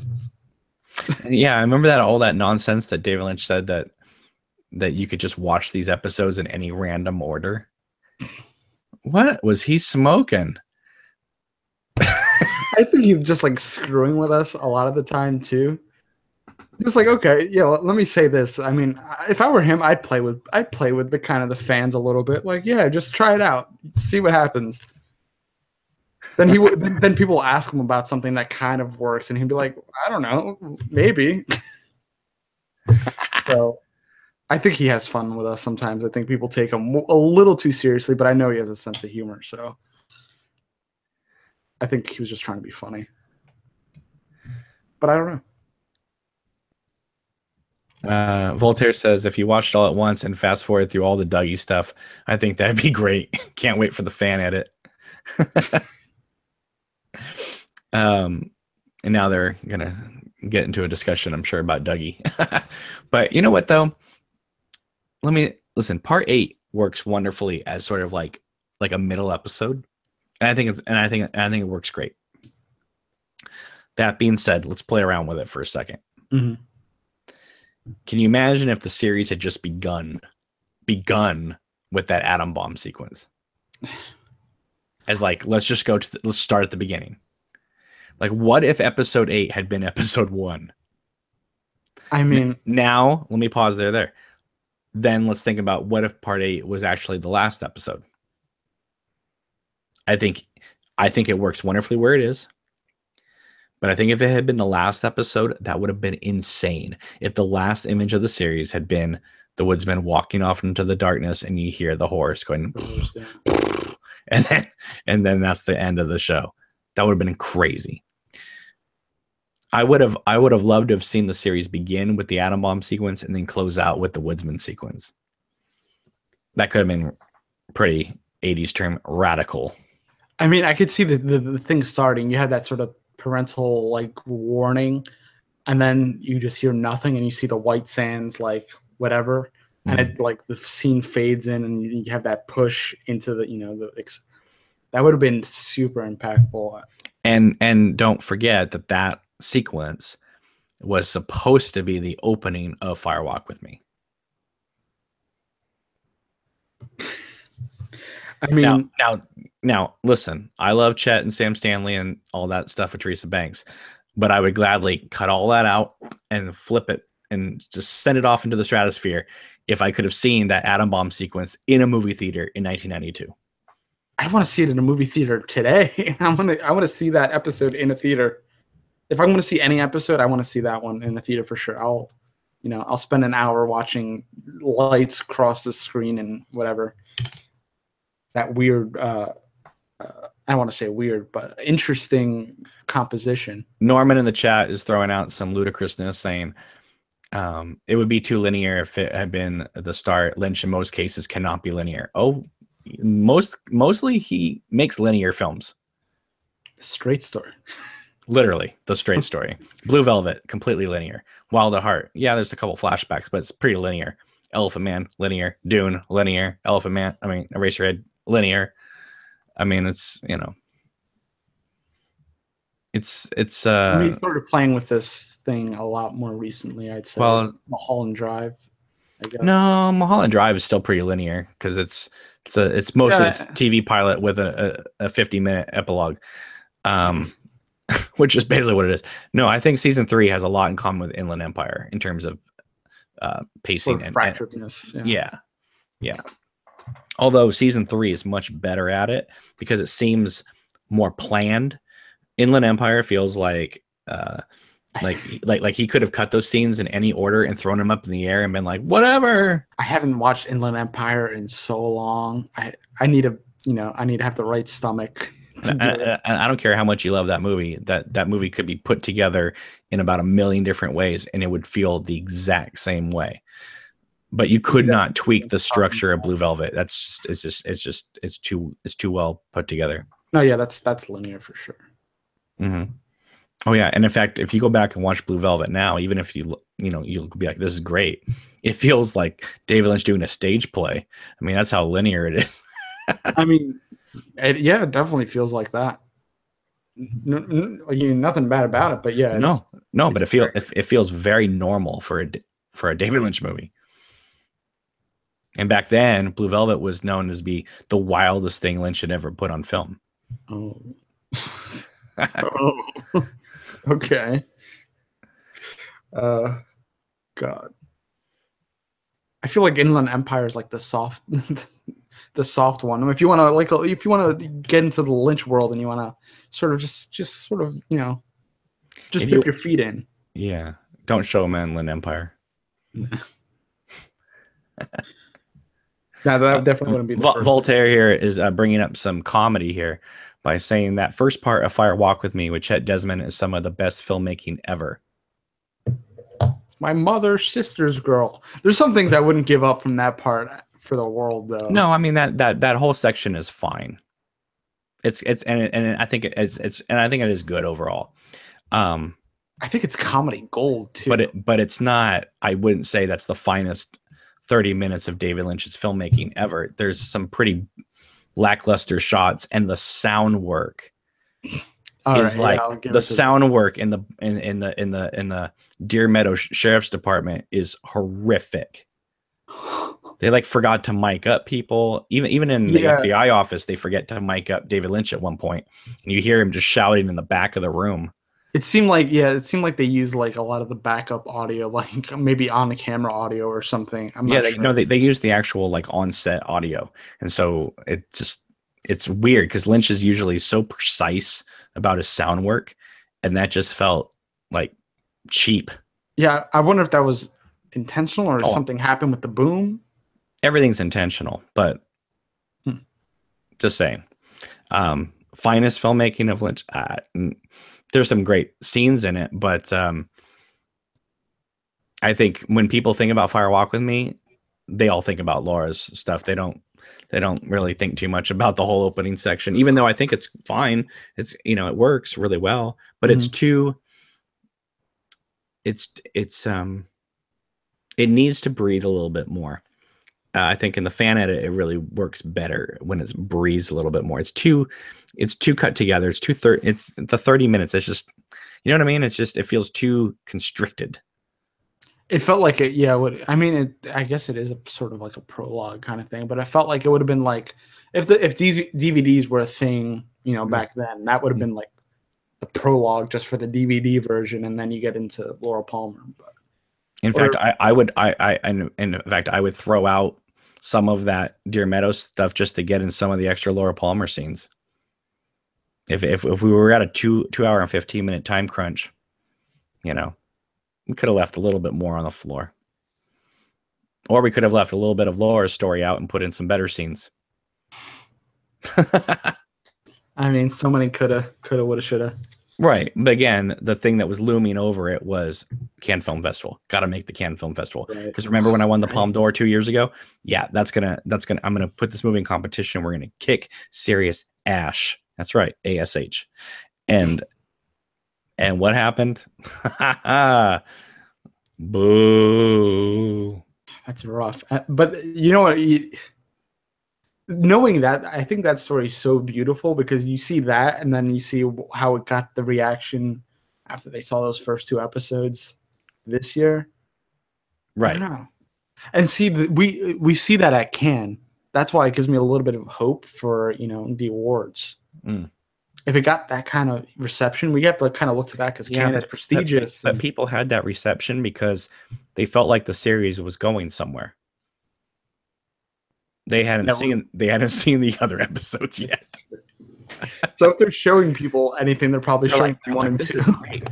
This is great. This glass box thing, this is going to pay off. Lynch is like, ha ha ha, jackasses. Wait till I get show to them the green glove scene, which wait, you know how I feel about. But wait till we get to Audrey, everybody. Then you'll really be applauding. the thing is that I wonder if it's like, I don't know. What? Say it. Like we were talking before, I'm sure there was plenty of Lynch fans in the audience, but then you had people just walking into this that might have never seen a Twin Peaks episode before. What the hell are they doing there? I'm telling you right now, any newbie watching season 3 of Twin Peaks is clinically insane. That has never seen season 1 and 2 in Fire Walk With Me. People that did that, they're insane. I think that's. But they don't know what it is. It was just Twin Peaks. What is this? They walked into it again. I love seeing that reception though. Like, because there's people I'm like, okay, do that. Like, I tried to convince them otherwise, but go watch season 3 without anything else. Come back to me. And then all these questions, I'm like, all right, go watch the original series now. Thank you very much. Right. Like all of your questions could have been answered if you had just taken the time. And my favorite people were the ones who were binge watching it on Netflix 2 days before the premiere of season 3, because those people are morons. Because Twin Peaks is something that you have to live with and breathe and kind of think about. You can't just binge watch 29 episodes on Netflix and then go right into season 3. This isn't like the Marvel Cinematic Universe people where you can watch 12 movies at the AMC theaters. You kind of have to think about this a little bit. I mean, they binge it and then they get a tattoo and then they're in New York Times. And now they're fired, and they can't afford season 3. So. Oh god. All right, let's get to the comments more. I'm sure they'll be screaming at me. Let's see. George says, "Here we go. Here comes the Inland Empire hate train." Laugh out loud. I don't hate it. No, I don't. But it is the weakest film of Lynch's. I can't watch it all the time. I'll admit to that. It's not like I have it on. Like, I don't like have my traditional viewing of Inland Empire. But okay, let's see here. Reggie wants to see my 90-minute Inland Empire fan cut. Probably won't happen, because that means I would have to really like watch that movie again several times over. And I would actually I would put in everything, because like when they screened that movie at Poland, they played everything, even the more things that happened in it. So that movie was, 4 hours. Let's see here. George says Inland Empire gets too much hate. I don't get it. Maybe I'm just a Lynch fanboy and don't even know it. Oh, you know it. I mean, it's possible. Love is blind. Listen.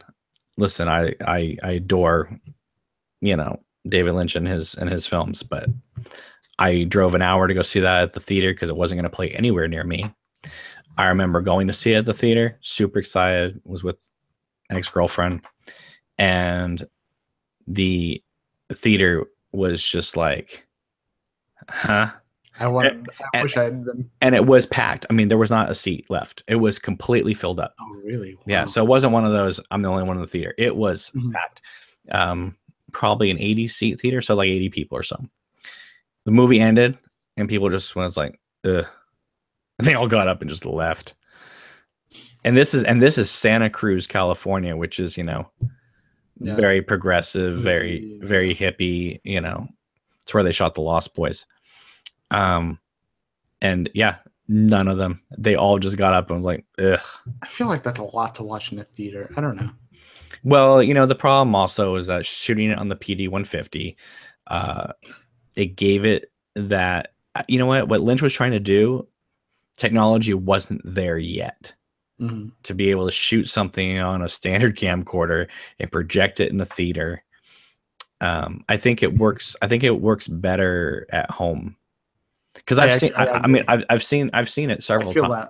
I've seen it numerous times. And maybe unlike season 3, I think Inland Empire works better if you watch it in 10-minute chunks. But the problem is that Lynch doesn't, give you chapter stops, right? So, um, but if you watch, 10 minutes here, the next day, the next 10 minutes, the next 10 minutes, I think it can work. I think as a 3-hour sit down, it's a chore. Now, I wouldn't have minded a 3-hour Blue Velvet, a 3-hour Wild at Heart, 3-hour Lost Highway. We almost got a 3-hour Mulholland Drive. It's 2.5. But those movies move. Those movies engage you. Those movies enthrall you. Inland Empire is like part 18 of this series. It just keeps, you come forward, like, I'm really interested. And then Lynch shoves you away. And then you come forward again, and Lynch shoves you away. He's daring you to keep coming in, and he keeps pushing you further away. So, and that's what part 18 did too. That's not a bad thing. I'm just saying, but that was a choice.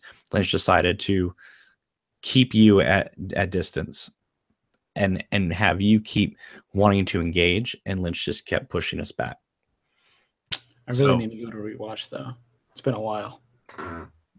Right. And it's like I feel differently now. I don't know. Well, like I was saying on the last podcast, like episode 18 I think is fine.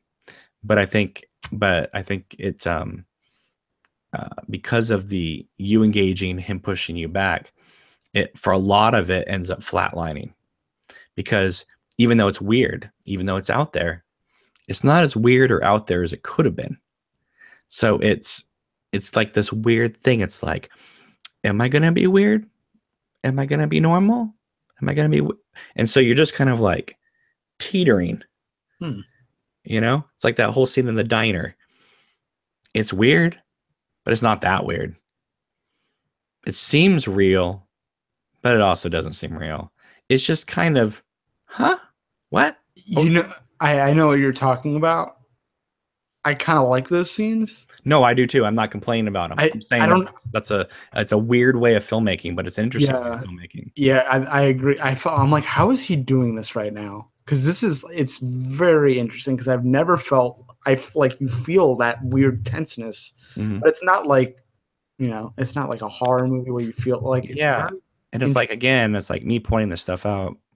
This isn't necessarily me complaining. This is me observing that Lynch is working in a different thing.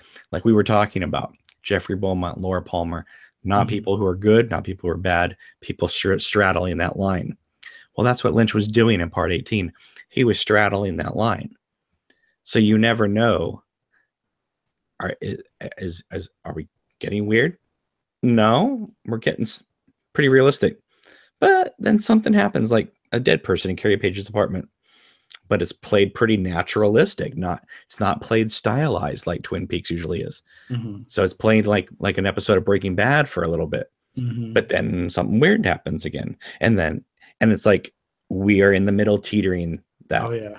Right. And that's an interesting thing. I don't know if it's successful for a general audience. I think it's successful for Lynch fanatics. But that's what I'm saying. When it comes to the Emmys, when it comes to the Golden Globes, what are those people thinking about it? And it depends on what they think about it, is whether that show wins best show or whether, some Lifetime experiment show just trumps it. I don't know. I think The Return is a success either way, but again, who am I? But is success how? How are you judging it as a success? I thought it was masterful filmmaking, I would say. I mean, there's some things that I don't know. So you're saying it's an artistic success? Yes. That's what I mean. Do you think it was a commercial success? Probably not. I think it at least broke even. Maybe, yeah. I would say that. Especially after the Blu-ray sets. But it's land. I think it's just it's historical. I would say is the best credit I probably could give it. I will say this. I do think that it's going to age really well. I think so. That's what I because you and I would break these episodes down week after week. We did numerous videos about every episode. I don't care how much we liked the episode or were kind of didn't know what to think about maybe one of the episodes. By the time we got to the fourth or fifth viewing, it was like, oh, this is playing so much better. And then it felt good to watch. Yeah. Yeah. So I think sometimes Lynch works really well right from the start, and sometimes he's a lived in, you got to live in it for a while to kind of feel your way, to navigate through these waters, and then you know how to respond correctly. But I do think that The Return is going to age really well. I feel that because it's subjective, and I think in that though, I know there's people who just think that season 3, like, there was nothing wrong with it at all. It was just masterful from start to finish. But I think that as you live with it, there's going to be some problems that people have that are going to bubble up to the surface. A lot of them are things that we talk about that, yeah. And, we discuss, but a lot of Lynch's films may have little, ifs and buts about them, but you take it as a whole. And I think that the sum of the parts is so much greater than anything you could ever really complain about in season 3. Mm-hmm. So that's how I feel. So even if you have a long list of complaints about season 3, I'll bet you the things you like about it is twice as long. I would say so. I'm not looking for perfection here. I'm like by no stretch of like the imagination. I like that there's some things that I'm not comfortable with, or that don't hit me the right way. It's fine. It keeps me engaged, like even through 10 years from now. They'll say, oh yeah, I still feel weird about that, or maybe my opinion has changed. Plus, once people start seeing the Blu-ray image as opposed to Showtime streaming image, excited for that. that's gonna help a lot. Yeah, because there's a lot of muddiness on the stream, which I was not happy about. But I'm excited for the Blu-ray in 5 days, 4 days. It's already the 1st of December for me here on the East Coast.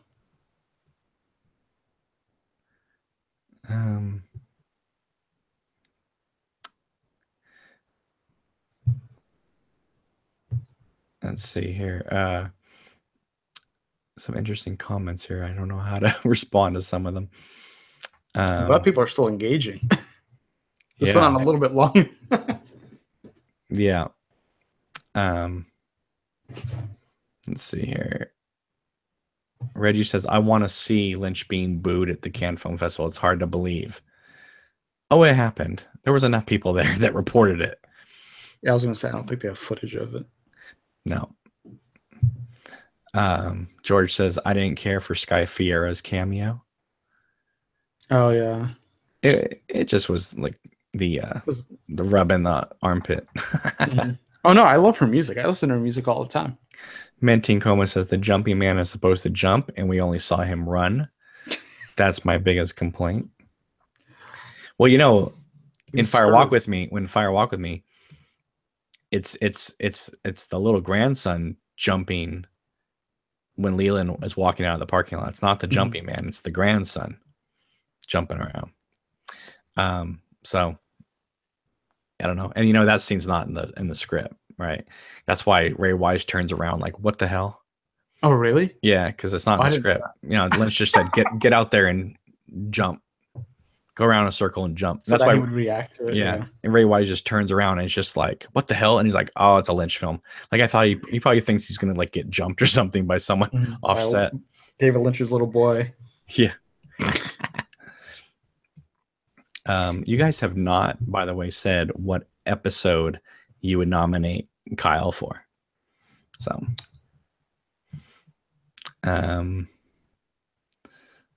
let's see here. Stephanie says, of course it will age well. Most of the props were dated by our standards now. I love the mix of the old tech and the new, like Charlie's rotary phone and Mr. C's flip phone. It's funny. There's like a transition to there's still a lot of burner phones that people use, like flip burner phones. But George says, I'd nominate Kyle for part 2, hands down. Yeah, I'd agree with that. Why? I mean, it felt the most. I mean, I love parts 1 and 2. two felt like the most like we're kind of in it, so it kind of gives you, we're not fully in it yet, but it kind of is like it sort of has meat to it. Is the best way I could put it. Reggie says part 4 or part 16. Well, part 4 he's Dougie, and then I'm trying to think of what Mr. C scenes are in part 4, but maybe 16. He says 16 is when he wakes up. When he wakes up. Yeah, I don't know if I'd show that one. No. Now they're all saying part 18. Part 18. I mean, Elijah says I nominate Kyle for the fork scene in part 15. George says I like Kyle for part 5 as Dougie. Everything's starting to mesh together. I'm forgetting what happens in these parts. Yeah. I mean, I remember the beginning stuff and I remember the closing stuff. All the Dougie stuff all blend together. Mm-hmm. I'm not watching them multiple times a week now. So no, but I'm saying all the Dougie stuff just kind of, because it's I'm not saying this is to be mean, but it is sort of like the one note. You know what I mean? He is like holding that Rain Man character all the way through. So it all those kind of scenes kind of blend together for me. Especially since they're stretched out, right? I mean, there's like he's at the house, and then he's sitting at the police station, and then he's like eating cake at the house, and then he's don't die, right? And don't die should have been Ray Wise, but that's another story. George says there are so many great moments with Kyle. Buster says Kyle for the arm wrestling scene. Yes. Even though that scene is a little coy, and I think it's a really good scene. Just like acting, like I don't know. There's like more going on there than meets the eye. A lot like a Transformer. Well, I just love the fact that they cast Derek Mears as the opposite guy, the guy who played Jason Voorhees in the remake of Friday the 13th. I thought that was clever casting. Reggie says episode 11 was good too. I can't even remember what is happening in episode 11. I don't have it anymore. No, because this is sort of like one big movie as opposed to other series. I can't. And again, this is also new to me. Ask me in 25 years what episode 11 is. I'll tell you exactly what it is. Exactly. But right now, I'm just like, which one was that? And honestly, I've Reggie says episode 11, Viva Las Vegas. Oh, is that the one with the pie? Oh, maybe. I don't know. But I thought that was one of the worst music cues of all time of David Lynch's career, is playing Viva Las Vegas in fast forward. That felt like, well, that scene could have been snipped. I skipped that track on the soundtrack whenever I listen to. Well, it's just not a bad song, but I don't know. It hits my ear weird when I. Yeah, that scene, that music over those images, I was like, come on, David. Like, we know this song, we know Vegas. Why do we have this moment here? It felt like padding. Yeah. It's possible. It might have been. Nah. David Lynch likes to just take things to very obvious places sometimes, just to be kind of coy and satirical, I guess. I don't know. George says I can name every part in The Return. Great. Damn, George. I'd probably, if you had asked me like 2 months ago, maybe. But now it's all a blur to me. Reggie says, did you see the Twin Peaks fan film that raised $60,000? No, I haven't. I don't know anything. I don't know anything about it. Post about it in the chat. Tell me what it is. I've never even heard about it. Yes, please. I'm curious. Menting Coma says, I nominate Kyle for the episode when he's playing catch with Sonny Jim. I think that was. No, I don't remember. But I know that was just him, that one episode, or that was the only scene with him in that whole episode. Stephanie says, I think Dougie and Mr. C was one note. Dougie only repeated what he heard, and Mr. C was very monotone. However, they were both perfectly acted. I don't think Mr. C is necessarily one note, but Dougie is, and that's the point. Mm-hmm. But, I like that character. We could say that Mr. C is pretty. I mean, he's not very rounded as a character. He's very blatant and obvious. We know what motivates him. How can he be three-dimensional when he's only half of Cooper? Exactly. I think that's might be what she meant. I know, but I'm just saying that he's only half. He's not a being with good and bad. He's only the shadow. He's just bad. Yeah, shadow self. Dweller.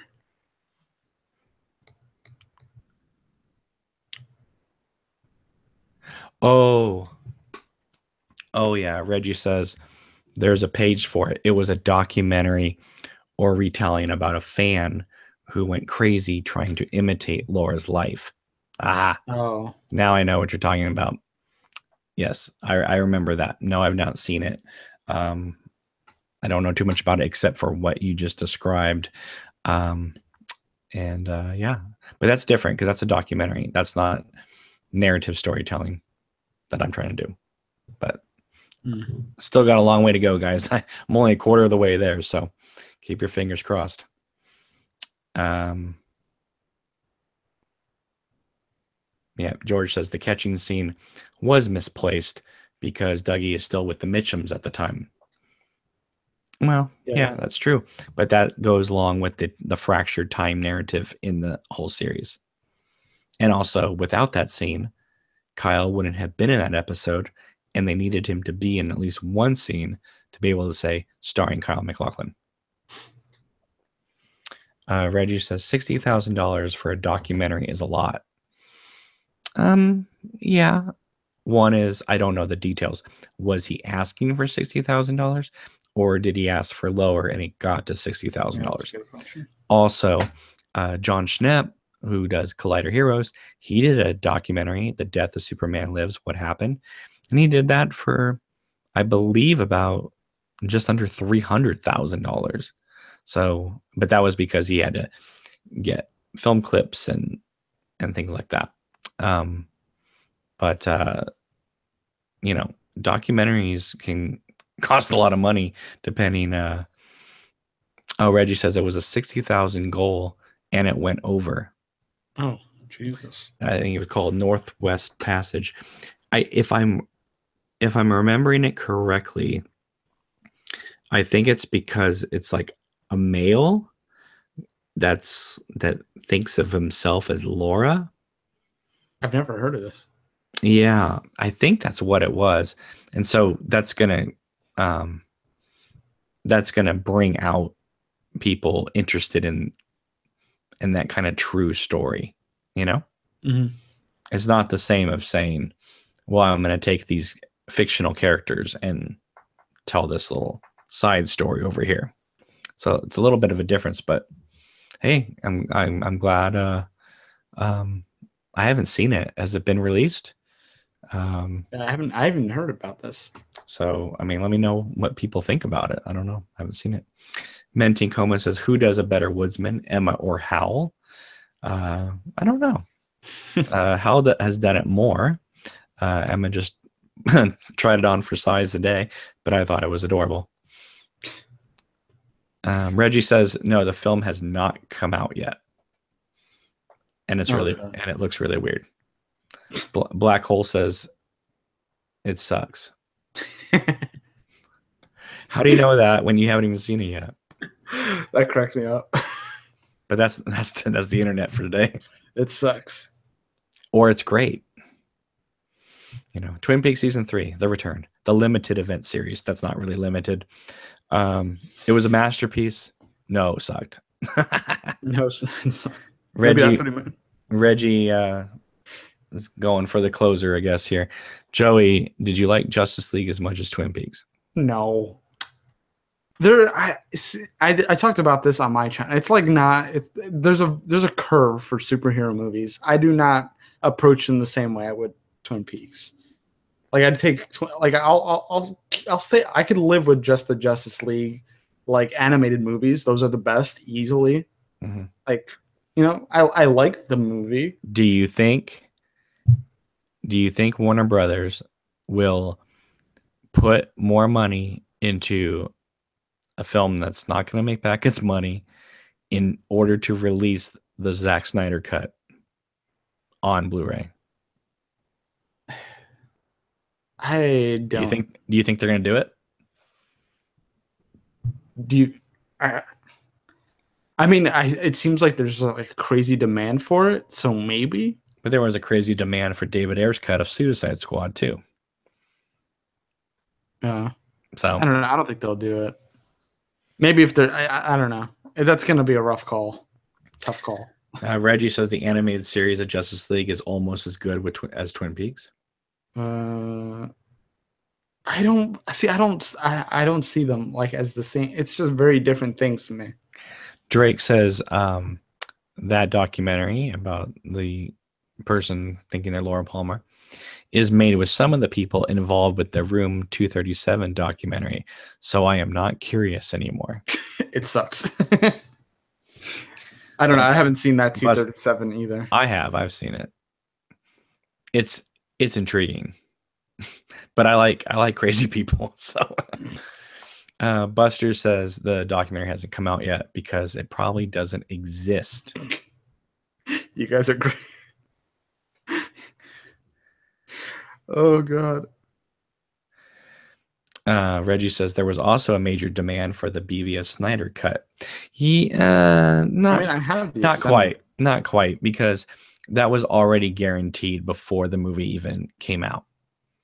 They had already announced, Zack Snyder had already told Collider that his director's cut was coming out on Blu-ray before the theatrical cut came out. So we already knew it was coming. So George says I couldn't get into Room 237. I don't like crazies trying to crazy up my Kubrick. And yet, George, you spend a lot of time on Twin Peaks forums. So, yeah, Jacob says, yeah, they're not going to release Snyder's cut of Justice League. It would cost too much. Too many unfinished scenes. I'll be surprised if there's a paper in the Blu-ray box at this point. Like I'm surprised. I'll be surprised if it comes with an extra download code. I don't know. That's funny. All right, Joey, let's wrap this up here. Yeah. Thank you for joining me. Really appreciate it. Of course. Where can people find you on the interwebs? Best way to chat with me is on Twitter at Joey Pedras, Pedras, and same for Instagram. And then you could always search me on YouTube, same name, and I should come up. Cool. And are you branching out your channel? Because I saw you doing a comedy thing yesterday. That was a thing. But that's from my my YouTube roots. Like going back to like 2010, maybe. I used to have this silly kind of talk show where I played sort of an idiot that plays a guitar. And so I kind of wanted to do a new episode of that about a couple of years later. It's a little off the beaten path, but I just wanted to do it. I thought it was funny. All right, guys. Well, you know how to reach me on the internet. You can contact me, writing a comment on these videos. You can follow me on Twitter. You follow the Facebook page, Obnoxious and Anonymous. You can email us. Everything's in the description below. You'll be able to find it. Also, if you have, some time and a spare couple bucks, check out the Indiegogo campaign that I have currently up for my Twin Peaks fan film, Queen of Hearts. I really appreciate it. But in the meantime, guys, you take it easy. Have a wonderful night, and we will see you soon. Take care. Bye.